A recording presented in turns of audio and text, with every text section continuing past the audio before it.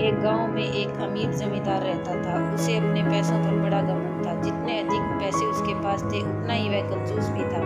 अपने खेतों में काम करने वाले किसानों से वह खूब काम करवाता, मगर पगार कौड़ी भर भी न देता। मजबूर गरीब किसान मन मारकर उसके खेत में काम करते। उसी गांव में रामू नामक एक किसान रहता था। उसके पास थोड़ी सी जमीन थी। उसी में खेती बाड़ी कर वह अपना और अपने परिवार का गुजारा चलाता था।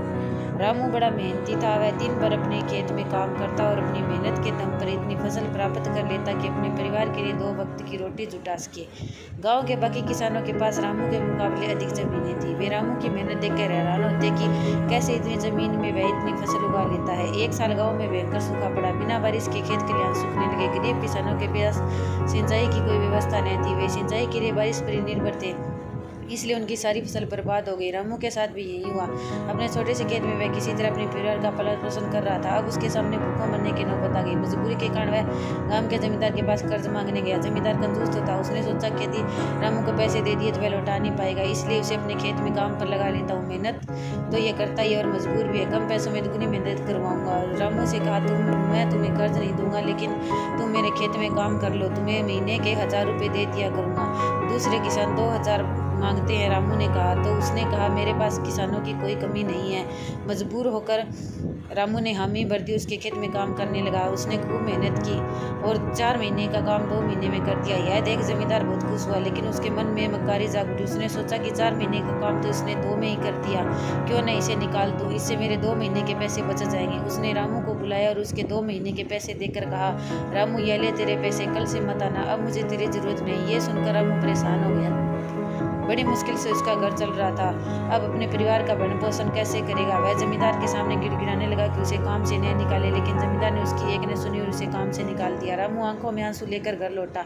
चिंता से उसे पूरी रात नींद नहीं आई। सुबह उठकर उसने फैसला किया कि वह फिर से जमींदार के पास जाएगा और उनसे विनती करेगा कि उसे काम पर वापस रख ले। वह जमींदार के घर के सामने जाकर बैठ गया। सुबह उठकर जाट जमींदार अपने घर से बाहर निकला तो रामू को घर के सामने बैठा हुआ देखा। उसने रामू से पूछा, क्या हुआ रामू, क्यों आया है। रामू जमींदार की पैरों में गिर पड़ा और गिड़गिड़ाते हुए बोला, मुझ पर दया कीजिए मालिक, मुझे काम पर रख लीजिए, मेरा परिवार भूखा मर जाएगा। जमींदार ने उसकी एक न सुनी, उसके से धक्के मारकर वहां से निकाल दिया। रामू उस समय तो वहां से चला गया, लेकिन अगली सुबह फिर सेठ के घर के सामने जाकर बैठ गया। जमींदार ने उसे फिर भला बुरा कहा। यह रोज क्रम चलने लगा।